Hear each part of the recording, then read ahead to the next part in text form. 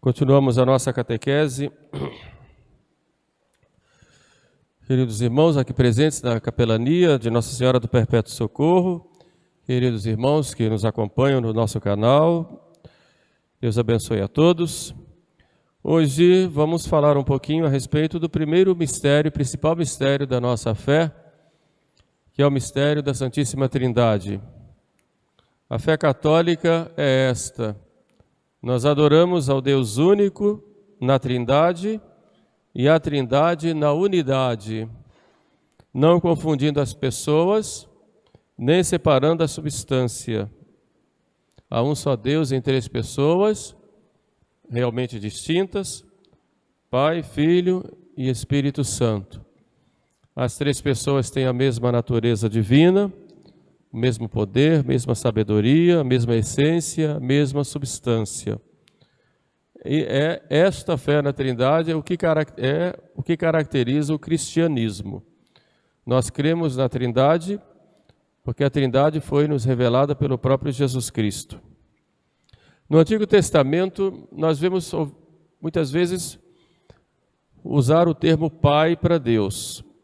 E Deus se apresenta como Pai porque Ele é Criador de todas as coisas. Apresenta-se também como Pai de Israel, o seu filho predileto, a própria nação do povo de Israel. Pai também dos pobres, Pai das viúvas. Essa era a dimensão da paternidade de Deus no Antigo Testamento. No Novo Testamento, Cristo vai nos mostrar um outro aspecto dessa paternidade, quando Ele se apresenta como Filho, Filho de Deus feito homem. E nós já vamos ver isso na anunciação do anjo a Nossa Senhora, quando o anjo diz a Maria: darás à luz um filho, filho de Maria, que será chamado Filho do Altíssimo, Filho de Deus. E a força, o poder do Espírito Santo te cobrirá com a sua sombra, porque o santo que nascer de ti será chamado Filho de Deus.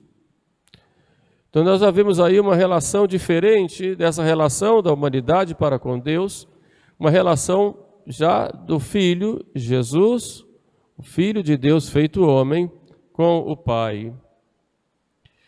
Vemos Jesus falar várias vezes a respeito dessa paternidade, que é diferente da paternidade de Deus para com a humanidade. Eu e o Pai somos um, Ele nos diz. Mostra essa unidade dele com o Pai. E nos diz: ninguém conhece o Filho a não ser o Pai, ou aquele a quem o Filho quiser revelar. Então nós vemos aí uma relação que há entre o Filho e o Pai. O Pai está no Filho, o Pai está em mim e eu estou no Pai. Quem me vê, vê o Pai. No Horto das Oliveiras ele fala: Pai, se é possível, afasta de mim, se é do teu agrado, afasta de mim este cálice. Mas não se faça a minha vontade, sim a tua vontade.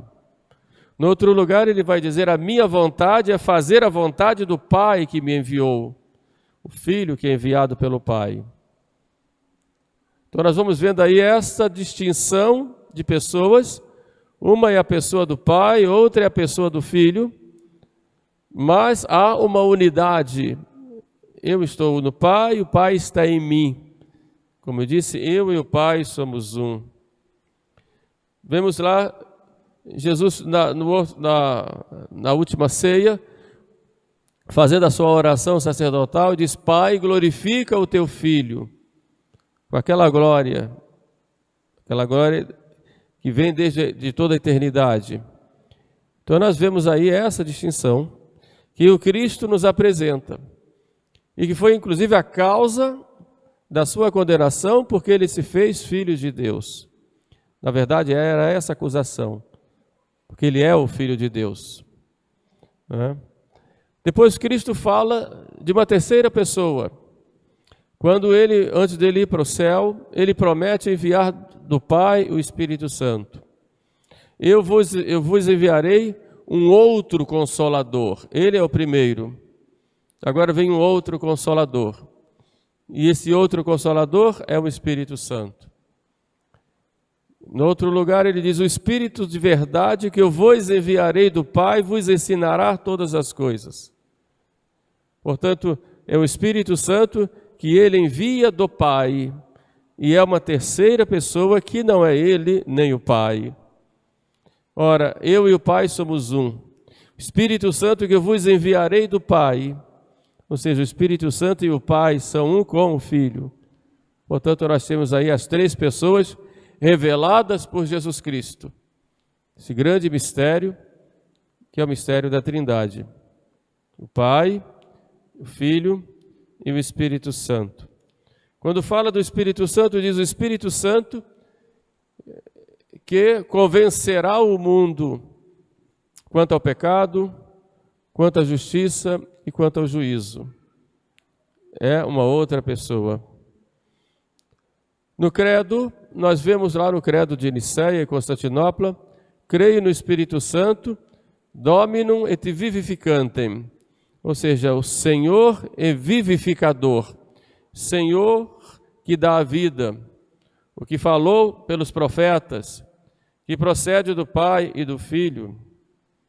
O Concílio de Florença, em 1438, nos diz, o Espírito Santo tem o seu ser e a sua essência subsistente ao mesmo tempo no Pai e no Filho. É a Igreja respondendo a essa revelação que foi feita pelo Filho de Deus feito homem.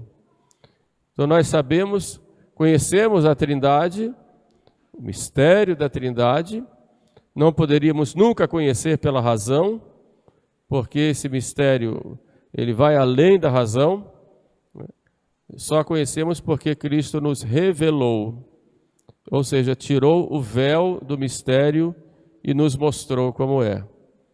O Pai, o Filho e o Espírito Santo. A Igreja, desde o princípio, viveu essa fé, e sempre teve essa fé na Trindade. Só que no passar do tempo, a Igreja foi aprofundando mais o conhecimento desse mistério.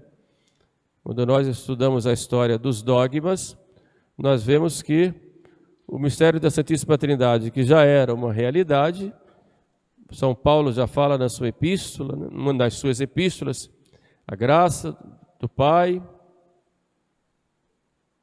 o amor do Filho e a comunhão do Espírito Santo esteja com todos vocês. Faz a saudação, né? Mostra aí esta trindade, né? Os batismos já eram feitos por ordem do próprio Jesus, quando diz, ide pelo mundo inteiro e batizai em nome do Pai e do Filho e do Espírito Santo. Ele não diz nos nomes, mas diz em nome. Por isso não é correto dizer, como alguns dizem na hora que vão fazer o sinal da cruz, em nome do Pai, em nome do Filho, em nome do Espírito Santo. Isso teologicamente não é correto, porque é um só, em nome, porque é um só, do Pai, do Filho e do Espírito Santo, porque são três pessoas. E o batismo é feito em nome da Trindade. Por isso o batismo daqueles que, mesmo se dizendo cristãos, não creem na Trindade, não é válido. O batismo, por exemplo, da Testemunha de Jeová, que não crê na divindade de Jesus, não é válido. Porque não batiza em nome da Trindade, até porque não creem na Trindade. Por exemplo, os muçulmanos são monoteístas, adoram um Deus, mas não creem na Trindade. Cristo para eles é apenas um profeta. Então, não são cristãos exatamente por isso. Os judeus não creem também na Trindade, creem em um Deus, o Deus do Antigo Testamento, Javé, mas não creem na Trindade. Então, não creem em Cristo como Deus. No máximo, um homem extraordinário. Alguns já admitem como um profeta, alguns, mas nem todos, mas de qualquer forma, não é Deus. E a igreja então se aprofundou, sobretudo no início ali pelo século III, século IV, quando começaram as primeiras heresias antitrinitárias, sobretudo com o Ario, que era um padre, que prega que Cristo não era Deus, era um homem extraordinário, mas não admitia a divindade de Jesus. E a igreja foi muito firme, embora essa heresia tomou conta de grande parte da igreja, mas os santos padres rebateram, estudaram, se aprofundaram. Destaca-se o Santo Atanásio, São Gregório Niceno, São Gregório Nazianzeno, enfim, São Jerônimo, e os grandes padres, santos padres da época, e até que o Concílio de Nicéia deixa bem claro: o Filho é consubstancial ao Pai, ou seja, tem a mesma substância do Pai, a mesma natureza do Pai. E o Espírito Santo procede do Pai no Filho, depois a igreja acrescentou, procede do Pai e do Filho, aí já mostra as três pessoas divinas. Então a igreja, para se aprofundar nessa doutrina e para defender a verdade, combater os erros que já penetravam como heresias, a igreja então aprofunda e marca isso na história do magistério, esta grande verdade de um Deus em três pessoas. Vamos ver também alguns sinais da Sagrada Escritura. No Antigo Testamento, Deus, na hora de fazer o homem, diz: façamos o homem a nossa imagem e semelhança. Coloca no plural, nós façamos. Já é um indício aí da Trindade, né? Quando os anjos vão cantar diante do trono de Deus, Isaías diz que cantavam santo, santo, santo, 3 vezes santo. Era já um indício, uma demonstração de que era 3 vezes santo, um indício da Trindade, né? Quando os sacerdotes da antiga lei aspergiam o povo com o sangue do Cordeiro, este é o sangue do Cordeiro, ele aspergia 3 vezes, exatamente, mostrando aí, já era um indício da Trindade. Mas eram só indícios e que nós vamos conhecer quando Jesus, né, nos mostra a identidade de Deus, digamos, Deus uno e trino. Mas na vida de Jesus, nós já vemos a manifestação da Trindade em vários momentos, né? Eu falei no caso da Anunciação, quando Jesus é batizado, vemos lá a manifestação da Trindade, Jesus sendo batizado no Rio Jordão, né? Do céu uma nuvem diz: este é meu filho muito amado, nele coloquei a minha complacência. Era o Pai falando, e o Espírito Santo vem e pousa como pomba sobre Jesus. Então depois João Batista diz: vi o Espírito Santo pousando como uma pomba nele, mostrando exatamente aí as 3 pessoas: Filho batizado, Pai falando da nuvem e o Espírito Santo pousando em forma de pomba. Vamos ver também na transfiguração, né, quando Jesus se transfigura diante dos apóstolos, né, Pedro, Tiago e João, e uma nuvem os envolve, e da nuvem uma voz diz: este é meu filho muito amado, nele coloquei toda a minha complacência, escutai-o. Então nós temos aí o Pai falando, o Espírito Santo, que é essa nuvem que envolve, e o Filho ali transfigurado. De modo que nós temos esta verdade de fé que é o fundamento da nossa fé católica, da nossa fé cristã. Mas quais são essas relações aí entre o Pai, o Filho e o Espírito Santo? No aprofundamento, alguns padres nos contribuíram muito, por exemplo, Santo Agostinho também, esqueci de falar, fala dessas relações divinas, né? Como é que a igreja nos ensina? Primeiro, Deus, conhecendo-se a si mesmo, gera uma imagem sua. Essa imagem sua é uma outra pessoa. Aquele que gera, porque gera, é o Pai, que é o princípio sem princípio. Aquele que é gerado é o Filho, que é eterno com o Pai, que tem a mesma substância do Pai, a mesma natureza do Pai, a mesma essência do Pai. Então aí nós temos o que gera, que é o Pai, o que é gerado, que é o Filho. A comparação que São João faz, São João Evangelista, é a comparação do verbo. No princípio era o verbo, o Filho, e o verbo era Deus. O verbo estava em Deus e o verbo era Deus. Ele estava no princípio junto de Deus. O verbo significa palavra. Então eu estou pronunciando palavras para vocês. Essas palavras expressam a minha inteligência. Então é a expressão da minha inteligência. É uma imagem que a Sagrada Escritura coloca para nós, pelo menos, compreendermos um pouquinho, tanto quanto é possível, porque o Filho se chama Verbo, porque é a imagem do Pai, ou a expressão do Pai. E a gente tem que pedir muita licença a Deus para falar, porque é um mistério tão profundo que a gente tem que ter o cuidado de não cair em nenhum erro, porque é impossível compreender, né? Então o Pai ama o Filho e o Filho ama o Pai. Jesus fala, o Pai conhece o Filho conhece o Pai e o Filho dá a conhecer o Pai. Na relação o Pai e o Filho, o amor do Pai e do Filho não é um ser abstrato, né? É uma outra pessoa. É o Espírito Santo, que é o amor do Pai e do Filho. Então nós temos o Pai que gera o Filho, por isso é Pai, o Filho é gerado desde toda a eternidade, não teve princípio. Filho não teve princípio, Pai não teve princípio, o Espírito Santo não teve princípios, né? Porque para a Trindade existe só o presente eterno, não existe princípio, né? Então, por isso diz, o Pai gera o Filho no presente.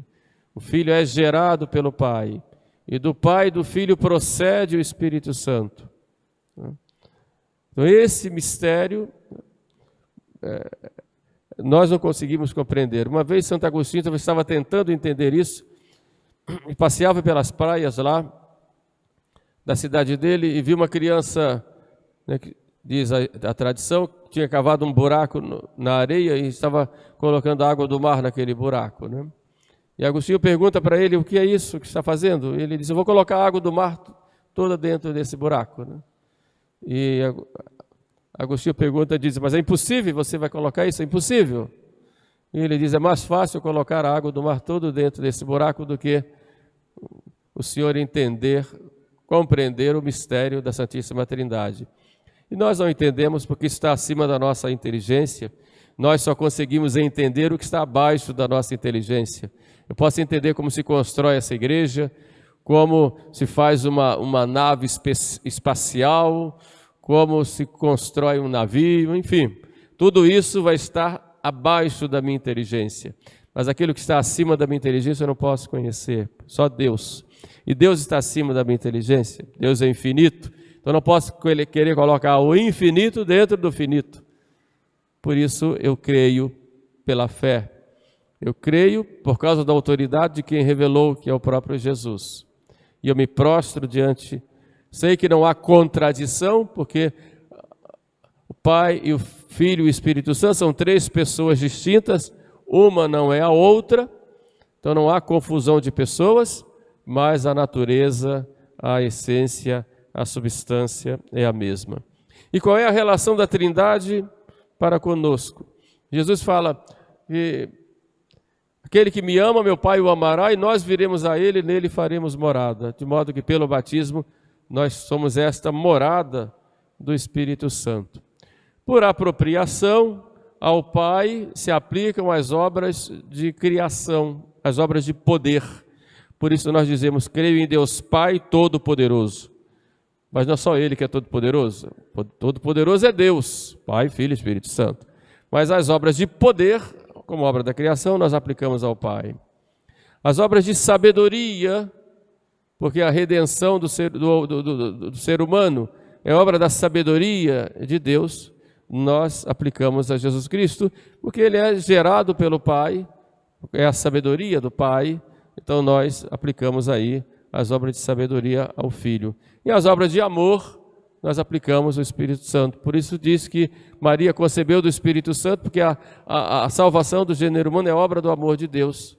Então é claro que se aplica ao Espírito Santo. Mas toda a ação da Trindade fora de si mesma, ou seja, a dextra, é obra das três pessoas, Pai, Filho e Espírito Santo. Agradeçamos a Deus, nosso Senhor, o fato de podermos ter essa fé, a fé no verdadeiro Deus, a Trindade na unidade. Salve Maria.